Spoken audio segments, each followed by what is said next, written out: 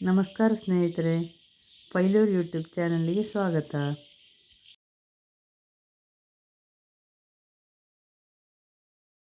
ನೋಡಿ, ಇದು ಲಕ್ಷ್ಮಣ ಫಲ. ನಮ್ಮ ಸಂಬಂಧಿಕರೊಬ್ಬರು ಕೊಟ್ಟದ್ದು ನಮಗೆ 3 ಕೊಟ್ಟಿದ್ದರು. ನಿನ್ನೆ ಅದರಿಂದ ಮಜ್ಜಿಗೆ ಹುಳಿ ಮಾಡಿದ್ದೆ, ಅಂದರೆ ಮೇಲಾರ ಅಂತ ಹೇಳ್ತೇವೆ ನಾವು, ಅದನ್ನು ಮಾಡಿದ್ದೆ. ಹೀಗೆ ಇವತ್ತಿದ್ರಿಂದ ಸಾಂಬಾರು ಮಾಡಲಿಕ್ಕಿದ್ದೇವೆ. ಬಹಳ ರುಚಿಯಾಗ್ತದೆ, ಯಾರೂ ಮಿಸ್ ಮಾಡಬೇಡಿ. ಲಕ್ಷ್ಮಣ ಫಲ ಸಿಕ್ಕಿದರೆ ಖಂಡಿತ ಯೂಸ್ ಮಾಡಿ. ಆರೋಗ್ಯಕ್ಕೂ ಇದು ಒಳ್ಳೆಯದು ಅಂತ ಎಲ್ಲರೂ ಹೇಳ್ತಾರೆ. ಹಾಗೆ ಇದರಿಂದ ಇವತ್ತು ಸಾಂಬಾರು ಮಾಡಲಿಕ್ಕಿದ್ದೇವೆ. ಈಗ ಇದನ್ನು ಕಟ್ ಮಾಡ್ತಾ ಇದ್ದೇನೆ. ಇದರ ಬೀಜ ತೆಗೆಯೋ ಕೆಲಸ ಸ್ವಲ್ಪ ಕಷ್ಟ ಅಂತ ಆಗ್ತದೆ, ಅಥವಾ ಕಿರಿಕಿರಿ ಅಂತ ಇರ್ಬೋದು. ಆದರೆ ಬೀಜ ತೆಗೆದದ್ದಕ್ಕೆ ನಿಜವಾಗಿ ಆದರೂ ಬಹಳ ರುಚಿ ಇರ್ತದೆ. ಬೀಜ ತೆಗೆಯುವುದು ಉದಾಸೀನ ಕೆಲಸ ಆದರೂ ಕೂಡ ಖಂಡಿತ ಮಾಡ್ಬೋದು. ಇದು ಬಹಳ ರುಚಿಯಾಗಿರ್ತದೆ. ನೋಡಿ, ಈ ಥರ ಸಿಪ್ಪೆ ತೆಗಿತಾ ಇದ್ದೇನೆ. ಇನ್ನು ಈ ಗೂಂಜು ತೆಗಿಬೇಕು. ಈ ಥರ ಗೂಂಜು ತೆಗೆದಾಗಿ ಈ ಬೀಜ ತೆಗೆಯೋ ಕೆಲಸ ಸ್ವಲ್ಪ ರಗಳೆ ಅಂತ ಕಾಣ್ತದೆ, ಆದರೆ ರುಚಿ ಮಾತ್ರ ಬಹಳ ರುಚಿ ಇದೆ. ನಮ್ಮ ದಿಗುಜ್ಜೆ ಅಂದರೆ ದಿವಿ ಹಲಸಿನ ರುಚಿಯೇ ಇದೆ.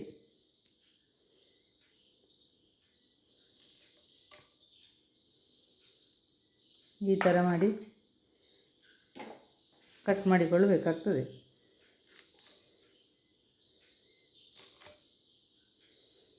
ಅಲ್ಲಲ್ಲಿ ತುಂಬ ಬೀಜ ಇದೆ, ಆದರೆ ಬೀಜ ತೆಗೆದಾದರೂ ಕೂಡ ಇದನ್ನು ಅಡಿಗೆ ಮಾಡಿದ ಮೇಲೆ ರುಚಿಯಾಗ್ತದೆ. ಈ ರೀತಿಯಾಗಿ ಗೂಂಜು, ಸಿಪ್ಪೆ, ಬೀಜವನ್ನೆಲ್ಲ ತೆಗೆದು ಕಟ್ ಮಾಡಿಕೊಳ್ತಾ ಇದ್ದೇನೆ. ನೋಡಿ, ಈ ಥರ ಸಿಕ್ಕಿದೆ. ನೋಡಿ, ಈ ಥರ ಇರ್ತದೆ. ಹಾಗೆ ಇದೆರಡರನ್ನು ಅದೇ ರೀತಿ ಕಟ್ ಮಾಡಿಕೊಳ್ತಾ ಇದ್ದೇನೆ. ಇದರ ಹೊರಗಿನ ಸಿಪ್ಪೆ ಚುಚ್ಚುದಾಗಲಿ ಆ ಥರ ಎಲ್ಲ ಎಂತ ಇಲ್ಲ, ಮತ್ತು ಒಳಗಡೆ ಮೇಣೆ ಇಲ್ಲ, ಅದೆಲ್ಲ ಎಂತ ಇಲ್ಲ. ಈ ಬೀಜ ಬೇರ್ಪಡಿಸೋದೇ ಸ್ವಲ್ಪ ಉದಾಸೀನ ಕೆಲಸ ಅಥವಾ ಕಷ್ಟ ಅಂತ ಇಲ್ಲ. ಅದು ಜಾಸ್ತಿ ಇರುವ ಕಾರಣ ಅದನ್ನು ಎಲ್ಲೋ ಪ್ರತಿಯೊಂದನ್ನು ತೆಗಿಬೇಕಾಗ್ತದೆ. ಅದೊಂದು ಇದರಲ್ಲಿ ಸ್ವಲ್ಪ ಸಮಯ ತಗೊಳ್ಳುವ ಕೆಲಸ ಅಂದರೆ ಅದು ಮಾತ್ರ. ಈ ಸಿಪ್ಪೆ ತೆಗಿಲಿಕ್ಕೆಲ್ಲ ಏನಂತ ಕಷ್ಟ ಇಲ್ಲ. ಬೀಜ ತೆಗೆಯೋದು ಮಾತ್ರ ಸ್ವಲ್ಪ ಸಮಯ ತಗೊಳ್ಳುವಂಥ ಕೆಲಸ ಅಷ್ಟೇ. ಬೀಜವು ಬೇಗ ಬರ್ತದೆ, ಆದರೆ ಅದೆಲ್ಲ ಪ್ರತಿ ಕಡೆಯನ್ನು ಕೂಡ ಹುಡುಕಿ ಈ ಥರ ತೆಗೆದೇ ಆಗಬೇಕಷ್ಟೆ. ಆ ಥರ ನಾವು ಮಜ್ಜಿಗೆ ಹುಳಿ ಮಾಡಿದ್ದೇವೆ, ಅದು ಬಹಳ ರುಚಿಯಾಗಿತ್ತು. ಹಾಗೆ ಇವತ್ತು ಸಾಂಬಾರು ಕೂಡ ಮಾಡಲಿಕ್ಕಿದ್ದೇವೆ.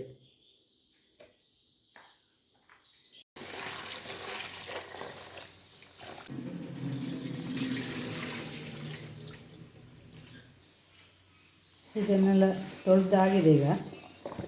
ಈಗ ಬೇಯಿಸುವ ಪಾತ್ರಕ್ಕೆ ಹಾಕಿಕೊಳ್ತಾ ಇದ್ದೇನೆ.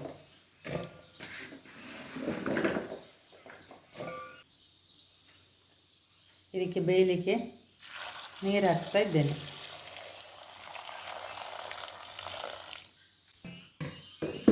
ಇದು ಬೇಗ ಬೇಯ್ತದೆ. ಹೋಳುಗಳನ್ನು ಬೇಯಲಿಕ್ಕೆ ಇಟ್ಟಿದ್ದೇನೆ.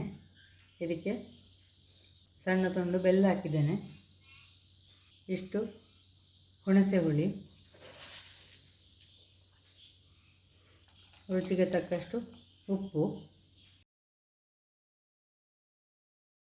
ಹೀಗೆ ಎಲ್ಲವನ್ನು ಮಿಕ್ಸ್ ಮಾಡಿ ಆದ ಮೇಲೆ ಮುಚ್ಚಿ ಬೇಯಿಸ್ತಾ ಇದ್ದೇನೆ. ಮುಚ್ಚಳ ಮುಚ್ಚಿದ್ದೇನೆ, ಉರಿ ದೊಡ್ಡದಿರಲಿ. ನೋಡಿ, ಇದು ಕುದಿಲಿಕ್ಕೆ ಶುರುವಾಗಿದೆ.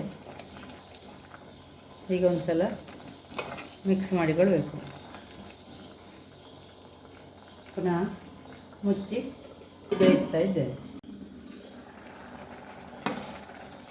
ಹೀಗೆ ಬೇಯ್ತಾ ಇರುವಾಗ ಒಂದೆರಡು ಸಲ ಮುಚ್ಚಳ ತೆಗೆದು ತಳ ಹಿಡಿಯೋದಾಗೆ ಮಿಕ್ಸ್ ಮಾಡಿಕೊಳ್ಬೇಕು.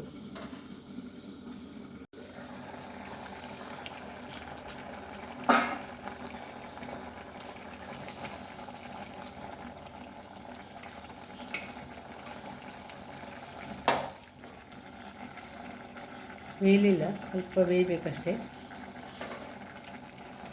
ನೋಡಿ, ಇದು ಬೆಂದಿದೆ. ಈಗ ಇದನ್ನು ಉರಿ ಆಫ್ ಮಾಡಿಕೊಳ್ತಾ ಇದ್ದೇನೆ. ಇದಕ್ಕೀಗ ಮಸಾಲೆಗೆ ನಾನು ಹುರಿಲಿಕ್ಕೆ 4 ಕುಮಟೆ ಮೆಣಸು ತಗೊಂಡಿದ್ದೇನೆ.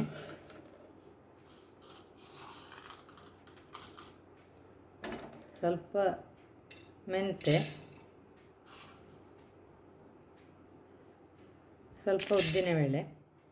ಹುರಿಯುವ ಮಸಾಲೆಗಳಲ್ಲಿ ಒಬ್ಬೊಬ್ಬರಲ್ಲಿ ಒಂದೊಂದು ರೀತಿ ವ್ಯತ್ಯಾಸಗಳಿರ್ಬೋದು. ನಾನು ಮಾತ್ರ ಈ ರೀತಿ ತಗೊಳ್ಳೋದು. 1 ಸ್ಪೂನ್ ಎಣ್ಣೆ,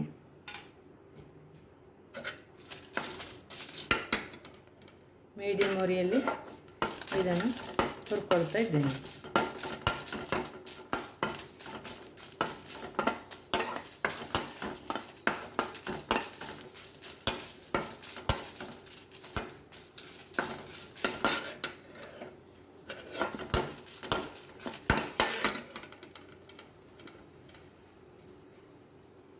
ಈಗ ಸ್ವಲ್ಪ ಕರಿಬೇವಿನ ಸೊಪ್ಪು,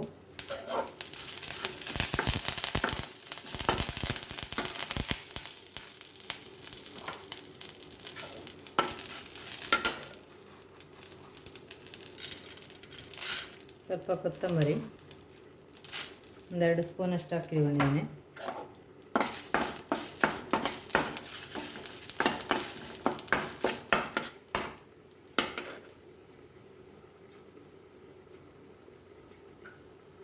ಕಾಲು ಸ್ಪೂನ್ ಆಗುವಷ್ಟು ಇಂಗು ತಗೊಂಡಿದ್ದೇನೆ.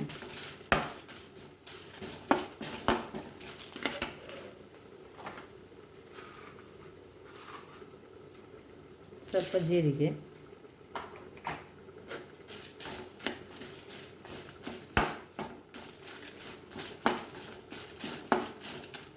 ಕರಿಬೇವಿನ ಸೊಪ್ಪು ಹಾಕಿದ ತಕ್ಷಣ ಉರಿ ಸಿಮ್ಮಲ್ಲಿ ಇಟ್ಟುಕೊಳ್ಬೇಕು.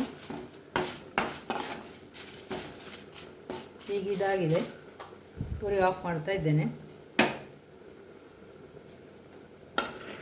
ಇದಕ್ಕೆ ಕಾಲು ಸ್ಪೂನ್ ಆಗುವಷ್ಟು ಅರಿಶಿನ ಪುಡಿಯನ್ನು ಈಗ ಮೇಲ್ಗಡೆಯಿಂದ ಹಾಕಿಟ್ಟದು. ಅದನ್ನು ಫ್ರೈ ಮಾಡೋದು ಬೇಡ, ಅಂದರೆ ಆ ಬಿಸಿಯಲ್ಲೇ ಅರಿಶಿನ ಹುಡಿ ಫ್ರೈ ಆಗ್ತದೆ.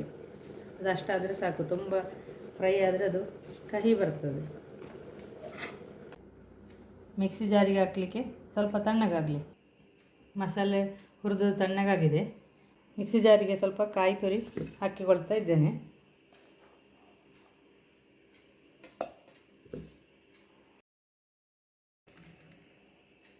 ಇದನ್ನು ಕೂಡ ಮಿಕ್ಸಿ ಜಾರಿಗೆ ಹಾಕಿಕೊಳ್ತಾ ಇದ್ದೇನೆ.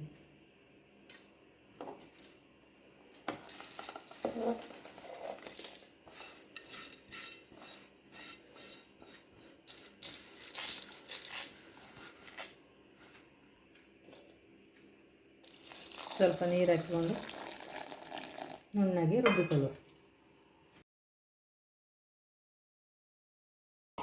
ಇದು ನುಣ್ಣಗಾಗಿದೆ ಈಗ ರುಬ್ಬಿದ್ದು. ಈಗ ಈ ಹೋಳುಗಳಿಗೆ ಈ ಮಸಾಲೆ ಹಾಕಿಕೊಳ್ತಾ ಇದ್ದೇನೆ. ಸಾಂಬಾರಿನ ಮಸಾಲೆ ಎಲ್ಲ ತುಂಬ ನುಣ್ಣಗೂ ಆಗಬಾರ್ದು, ಹಾಗೆ ಅಂತೇಳಿ ತರಿಯೂ ಅಲ್ಲ. ಆ ರೀತಿ ಇದ್ದರೆ ರುಚಿಯಾಗೋದು.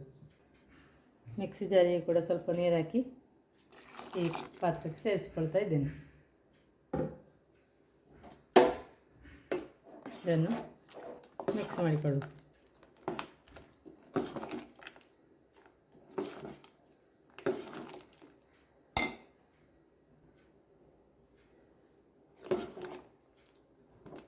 ಇನ್ನು ಸಾಂಬಾರು ಸ್ವಲ್ಪ ತೆಳ್ಳಗೆ ಬೇಕು ನಮಗೆ.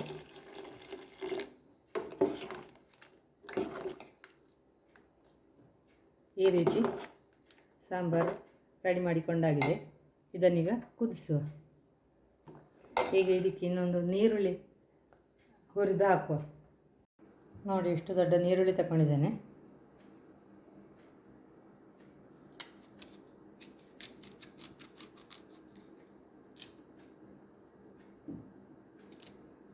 ಈ ಪಾತ್ರಕ್ಕೆ ಈ ರೀತಿ ಕಟ್ ಮಾಡಿ ಹಾಕಿಕೊಳ್ತಾ ಇದ್ದೇನೆ.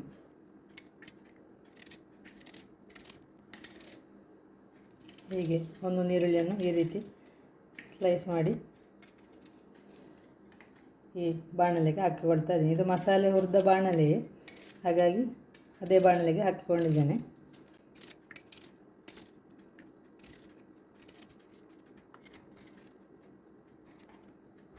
ಎರಡು ಹಸಿಮೆಣಸನ್ನು ಕೂಡ ಉದ್ದಕ್ಕೆ ಸೀಳಿ ಈ ನೀರುಳ್ಳಿ ಜೊತೆಗೆ ಹಾಕಿಕೊಂಡಿದ್ದೇನೆ. 3/4 ಸ್ಪೂನು ಎಣ್ಣೆ ಹಾಕಿಕೊಂಡು ಇದನ್ನು ಸ್ವಲ್ಪ ಕೆಂಪಗಾಗುವಾಗೆ ಹುರ್ಕೊಳ್ತಾ ಇದ್ದೇನೆ.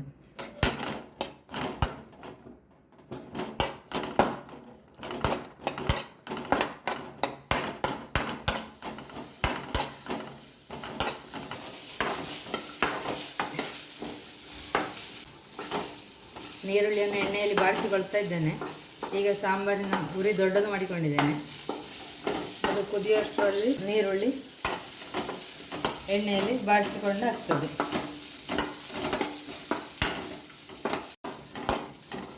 ಇದು ಬಾಡಿಸಿಕೊಂಡಾಗಿದೆ.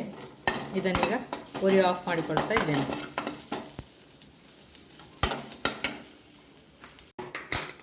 ನೋಡಿ, ಇದೀಗ ಕುದೀತು. ಉರಿ ಆಫ್ ಮಾಡಿಕೊಳ್ತಾ ಇದ್ದೇನೆ. ಈಗ ಹುರಿದಿಟ್ಟುಕೊಂಡ ಈ ನೀರುಳ್ಳಿ ಮತ್ತು ಹಸಿಮೆಣಸನ್ನು ಈ ಸಾಂಬಾರಿಗೆ ಸೇರಿಸಿಕೊಳ್ತಾ ಇದ್ದೇನೆ. ನೋಡಿ, ರುಚಿಕರವಾದ ಸಾಂಬಾರು. ಈ ನೀರುಳ್ಳಿ ಹಸಿಮೆಣಸು ಆಪ್ಷನಲ್ಲು, ಬೇಕು ಅಂತಾದರೆ ಹಾಕಿಕೊಳ್ಬೋದು. ಇಲ್ಲ ನೀರುಳ್ಳಿ ಬೆಳ್ಳುಳ್ಳಿ ತಿನ್ನೋದವರಾದರೆ ಸ್ಕಿಪ್ ಮಾಡ್ಬೋದು. ಈ ಸಾಂಬಾರು ಚಪಾತಿ, ಅನ್ನಕ್ಕೆ, ಊಟಕ್ಕೆ, ತಿಂಡಿಗೆ ಯಾವುದಕ್ಕಾದ್ರೂ ಭಾಳ ರುಚಿಯಾಗಿರ್ತದೆ. ಇನ್ನೀಗ ಅದಕ್ಕೊಂದು ಒಗ್ಗರಣೆ ಹಾಕ್ತಾ ಇದ್ದೇನೆ. ಸಾಸಿವೆ ಮತ್ತು ಎಣ್ಣೆಯ ಒಗ್ಗರಣೆ.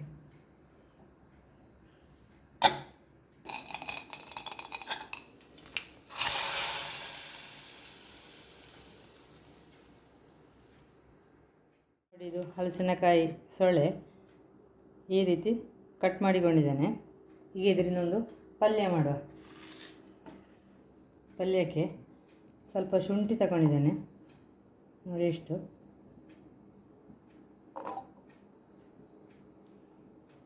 ಈ ಪಲ್ಯ ಸ್ವಲ್ಪ ಖಾರ ಖಾರವಾಗಿದ್ದರೆ ರುಚಿ, ಅದಕ್ಕೆ ಇಷ್ಟು ಹಸಿಮೆಣಸು ತಗೊಂಡಿದ್ದೇನೆ.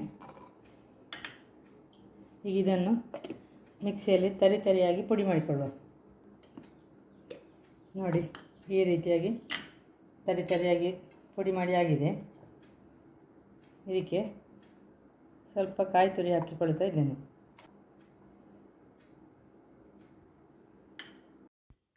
ಈ ಕಾಯಿ ತುರಿಯನ್ನು ಮಿಕ್ಸಿ ಜಾರಿಗೆ ಹಾಕುವ ಬದಲು ಪಲ್ಯದ ಹೋಳುಗಳೆಲ್ಲ ಬೆಂದಾದ ಮೇಲೆ ಕೂಡ ಹಾಕಿಕೊಳ್ಬೋದು. ನೋಡಿ, ಇದು ರುಬ್ಬಲಿಲ್ಲ ತುಂಬ ತೆಂಗಿನ ತುರಿಯನ್ನು. ಅದೊಂದು ಬಾರಿ ಮಿಕ್ಸ್ ಆಗಲಿಕ್ಕೆ ಬೇಕಾಗಿ ಈ ರೀತಿ ಮಿಕ್ಸಿಗೆ ಹಾಕಿ ಪಲ್ಸ್ ಮೋಡಲ್ಲಿ 2-3 ಬಾರಿ ಪಲ್ಸ್ ಮಾಡಿಕೊಂಡಿದ್ದೇನೆ.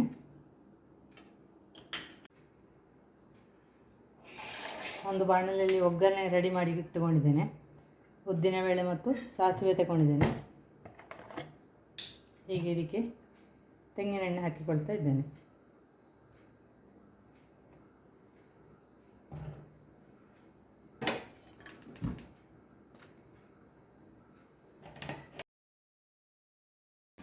ಸಾಸಿವೆ ಸಿಡಿಬೇಕು.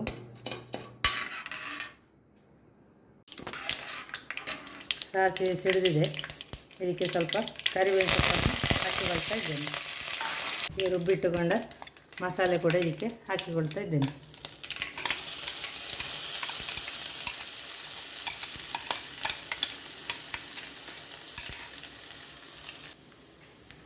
ಇದನ್ನೀಗ ಎಣ್ಣೆಯಲ್ಲಿ ಸ್ವಲ್ಪ ಹೊತ್ತು ಬಾಡಿಸಿಕೊಳ್ಳುವ.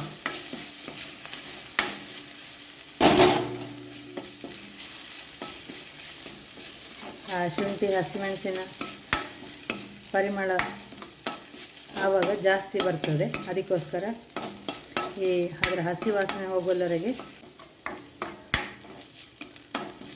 ಒಂದು ಅರ್ಧ ನಿಮಿಷ ಸಣ್ಣ ಉರಿಯಲ್ಲಿ ಮಿಕ್ಸ್ ಮಾಡಿಕೊಳ್ಳುವ. ಇದನ್ನು ಈ ರೀತಿ ಸಣ್ಣಕ್ಕೆ ಕಟ್ ಮಾಡಿದ್ದನ್ನು ಚೆನ್ನಾಗಿ ತೊಳ್ಕೊಂಡಿದ್ದೇನೆ. ಈಗ ಇದನ್ನು ಈ ಒಗ್ಗರಣೆಗೆ ಸೇರಿಸಿಕೊಳ್ಳುವ.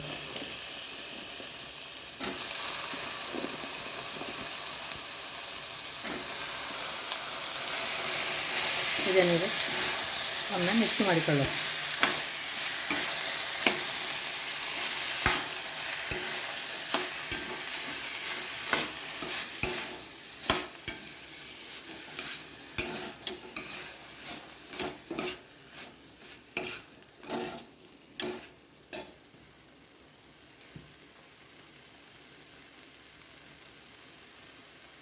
ಒಂದು ಅರ್ಧ ಸ್ಪೂನು ಅರಿಶಿನ ಪುಡಿ, ರುಚಿಗೆ ತಕ್ಕಷ್ಟು ಉಪ್ಪು. ಪುಡಿ ಉಪ್ಪು ಹಾಕಿ, ಕಲ್ಲುಪ್ಪು ಬೇಡ, ಅಂದರೆ ತುಂಬ ನೀರು ಹಾಕಲಿಕ್ಕಿಲ್ಲ ಇದಕ್ಕೆ. ಸ್ವಲ್ಪ ಸ್ವಲ್ಪ ನೀರು ಹಾಕಿಕೊಂಡು ಇದನ್ನು ಬೇಯಿಸ್ಕೊಳ್ಳಿಕ್ಕಿರೋದು. ಸ್ವಲ್ಪ ನೀರು ಹಾಕಿಕೊಳ್ತಾ ಇದ್ದೇನೆ. ನೀರು ಹಾಕಿದ ಮೇಲೆ ಉರಿ ದೊಡ್ಡದಿರಲಿ. ಕೆಲವು ಸೊಳ್ಳೆ ಬೇಗ ಬೇಯ್ತದೆ, ಆದ ಕಾರಣ ತುಂಬ ನೀರು ಹಾಕಿಕೊಳ್ಳೋದು ಬೇಡ.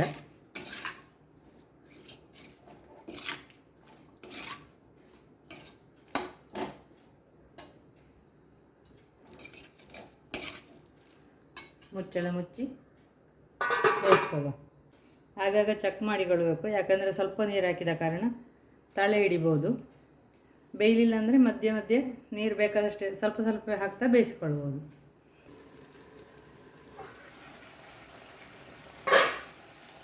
ನೋಡಿ, ಇದು ಈಗ ನೀರು ಆರಿದೆ, ಸ್ವಲ್ಪ ನೀರು ಬೇಕೀಗ.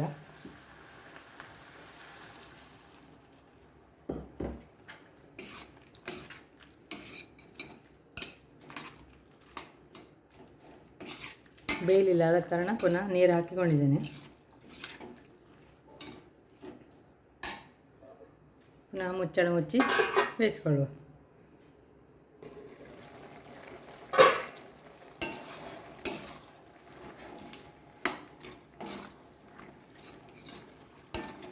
ನೋಡಿ, ಈಗ ಸ್ವಲ್ಪ ಆಗಿಗಿಂತ ಜಾಸ್ತಿ ಬೆಂದಿದೆ. ಇನ್ನು ಸ್ವಲ್ಪ ನೀರು ಹಾಕಿಕೊಳ್ತಾ ಇದ್ದೇನೆ, ಬೇಯಲಿಲ್ಲದು. ಕೆಲವು ಹಲಸಿನಕಾಯಿ ಸೊಳ್ಳೆಗಳು ಬೇಗ ಬೇಯ್ತದೆ, ಕೆಲವು ಸ್ವಲ್ಪ ನಿಧಾನ. ಒಮ್ಮೆಲೆ ನೀರು ಹಾಕಿಕೊಂಡ್ರೆ ಪೂರ್ತಿ ಮೆತ್ತಗಾಗ್ಬೋದು. ಅದಕ್ಕೋಸ್ಕರ ನಾನು ಸ್ವಲ್ಪ ಸ್ವಲ್ಪವೇ ನೀರು ಹಾಕಿಕೊಳ್ತಾ ಇದ್ದೇನೆ. ಪುನಃ ಮುಚ್ಚಳ ಮುಚ್ಚಿ ಬೇಯಿಸ್ಕೊಳ್ಳಿ.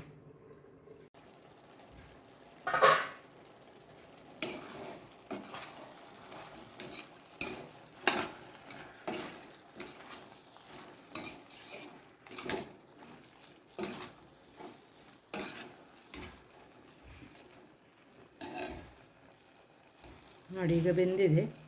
ನೋಡಿ, ಎಷ್ಟು ಬೇಯಿಸ್ಕೊಂಡಿದ್ದೇನೆ. ಈಗ ಉರಿ ಆಫ್ ಮಾಡಿಕೊಳ್ಳುವ. ನೋಡಿ, ರುಚಿಕರವಾದ ಪಲ್ಯ, ಬಹಳ ರುಚಿ ಇರ್ತದೆ. ನೀವು ಕೂಡ ಟ್ರೈ ಮಾಡಿ.